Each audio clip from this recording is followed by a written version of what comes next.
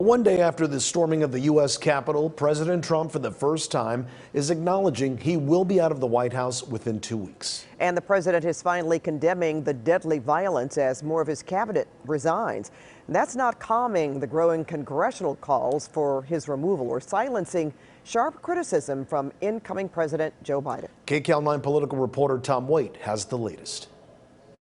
President Trump tonight releasing a new video message. He did not concede, but did acknowledge that there will be a new president inaugurated on January 20th. Tonight, more images of the defiled U.S. Capitol and strong words from the president-elect on the pro-Trump rioters who invaded the heart of our democracy. Don't dare call them protesters. They were a riotous mob, insurrectionists, domestic terrorists. And this evening, the president, likely feeling the heat over talk of using the 25th Amendment or impeachment to remove him, released a new video statement. I would like to begin by addressing the heinous attack on the United States Capitol. Like all Americans, I am outraged by the violence, lawlessness, and mayhem.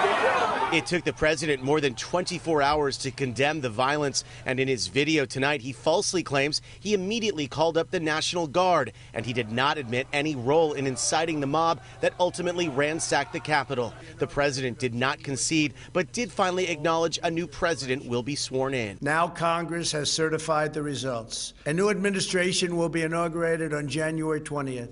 My focus now turns to ensuring a smooth, orderly, and seamless transition of power. Loyola law professor and political analyst Jessica Levinson. The speech was still filled with some falsehoods, and that the president does not like this talk of being the only president in U.S. history to be impeached twice, that he doesn't like the discussions about the 25th Amendment, and that there's been a lot of political pressure to bear on him. But as CBS News has been reporting, some cabinet officials are floating the idea of invoking the 25th Amendment to remove President Trump from office in an attempt to scare the president into ensuring a smooth transition of power. House Speaker Nancy Pelosi wants the cabinet to act quickly. Remove this president by immediately invoking the 25th Amendment. If the vice president and the cabinet do not act, the Congress may be prepared to move forward with impeachment. It's a scenario unlikely to succeed because the president can contest it. This would force a vote of both chambers of both the House and the Senate, and they would have to vote by a 2/3 supermajority to say, you're right, Vice President, and majority of the cabinet.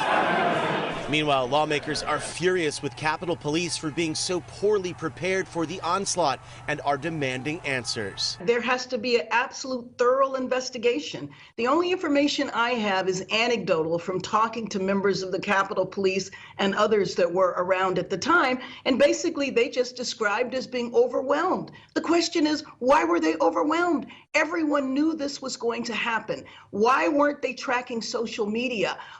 Frankly, why weren't the protesters, rioters, terrorists, why weren't they infiltrated? Also demanding answers, President-elect Biden, who questions the tactics used on pro-Trump rioters versus the ones used on BLM protesters. No one can tell me that if had been a group of Black Lives Matter protesting yesterday, they wouldn't have been treated very, very differently than the mob of thugs that stormed the Capitol.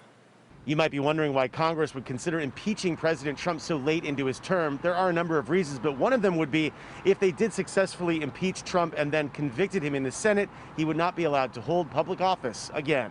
I'm Tom Waite, KCAL 9 News.